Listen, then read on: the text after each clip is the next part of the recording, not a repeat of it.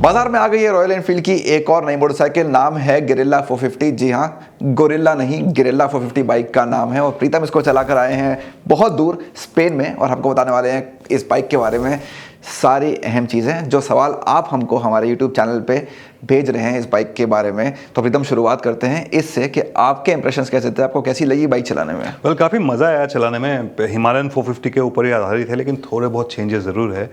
पिछला स्प्रॉकेट छोटा है, हिमालयन का 1847 है, इसमें 2 टीथ कम है, लेकिन उससे खास कुछ फ़र्क नहीं पड़ने वाला क्योंकि इसका पहिया भी पीछे का चौड़ा है। सो रॉयल एनफील्ड का कहना है कि इन टर्म्स ऑफ परफॉर्मेंस कोई ज़्यादा फ़र्क नहीं है। और फ्यूलिंग में थोड़ा चेंजेस किया गया है इसका, तो रॉयल एनफील्ड का कहना है कि थोड़ा सा और आपको पंच मिलेगा फ्यूल ओपन करने में, थोड़ा सा हाँ महसूस होता है। थोड़ा सा हल्की भी है बाइक, तो फ्यूलिंग में भी थोड़ा सा डिफरेंस है। बहुत सारे सवाल जो आ रहे हैं वो सीट की हाइट को लेके आ रहे हैं। 780 मिलीमीटर के आसपास की सीट हाइट है। ग्राउंड क्लियरेंस भी थोड़ा सा अगर देखें तो 170 है। तो आपके हिसाब से ये कम है। जिस इस्तेमाल के लिए बाइक बनाई गई है, क्या ये ठीक है या ये कुछ लोगों के लिए नहीं है? रोडस्टर बाइक है, मेरे ख्याल से 169 mm ग्राउंड क्लियरेंस बहुत है, काफ़ी है।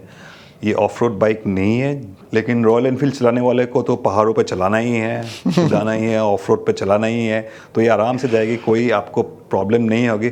अगर आपको थोड़ा बहुत और भी भारी भरकम ऑफ रोड करना है, एक एक्सेसरी समगार्ड आता है, ब्रश एल्यूमिनियम है, बहुत मजबूत समगार्ड है, वो लगाए आप नीचे, इंजन के नीचे, कोई तकलीफ नहीं होगी, आराम से चलेगी। एक्सेसरीज की बात कुछ देर में करेंगे, लेकिन उससे पहले बात कर लेते हैं इसके फ्यूल टैंक की। इस पे भी काफ़ी चर्चा हो रही है। 11 लीटर का टैंक है, हिमालयन से छोटा है, हिमालयन 450 से। तो क्या काफ़ी है? क्योंकि लोगों का कंसर्न है कि हमें बार बार रुकना पड़ेगा पंप पे, हम बहुत लंबा नहीं चल पाएंगे एक स्टॉप। पहली बात ये है कि बाइक किस लिए बनाई गई है। ये रोडस्टर बाइक है, स्ट्रीट बाइक है, आपको ये डेली चलाने में, सिटी के अंदर चलाने में, वीकेंड राइड्स के लिए चलाने के लिए बनाया गया है।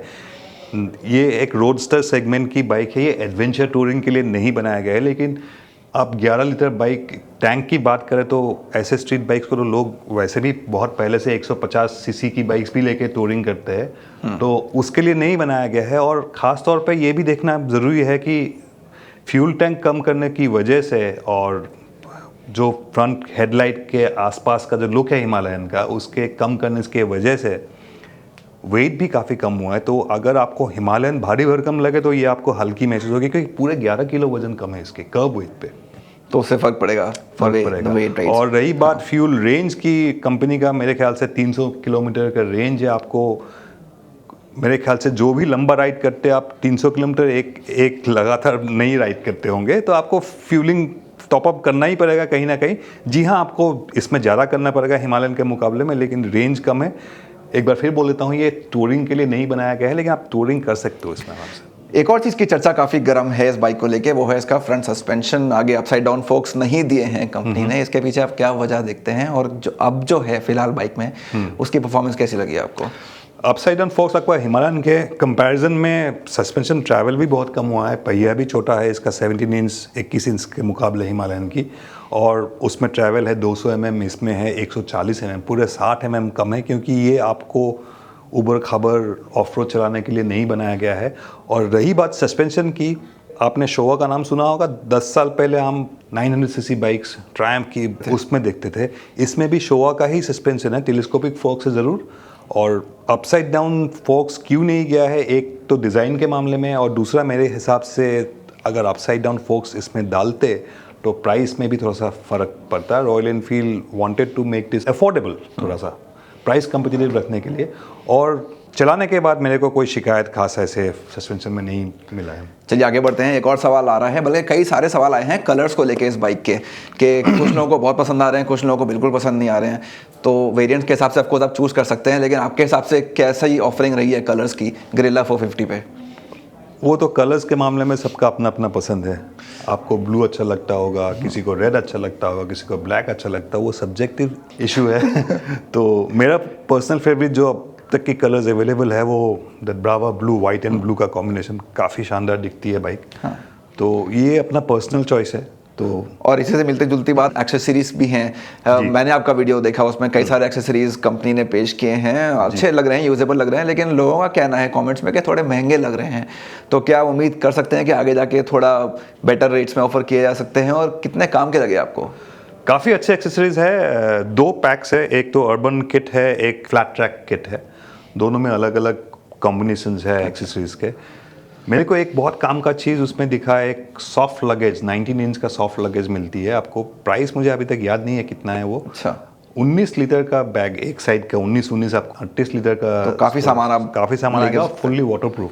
अच्छा। काफ़ी अच्छा बैग्स है वो, टूरिंग जिनको करना का शौक है वो कर सकते हैं। साथ में उनके माउंटिंग ब्रैकेट्स भी आते हैं उसके साथ। तो मेरे हिसाब से एक्सेसरीज आपको शुरू में देखने में महंगे ज़रूर लगेंगे, लेकिन टॉप क्वालिटी एक्सेसरीज है। मैंने क्वालिटी देखा है, छू के देखा है। जैसे कि मालूम है सबको कि हिमालयन के साथ बाहर का सस्ता एक्सेसरीज लगा के बोल्ट भी अलग लगता है, बोल्ट का टाइटनिंग का मटेरियल भी अलग होता है।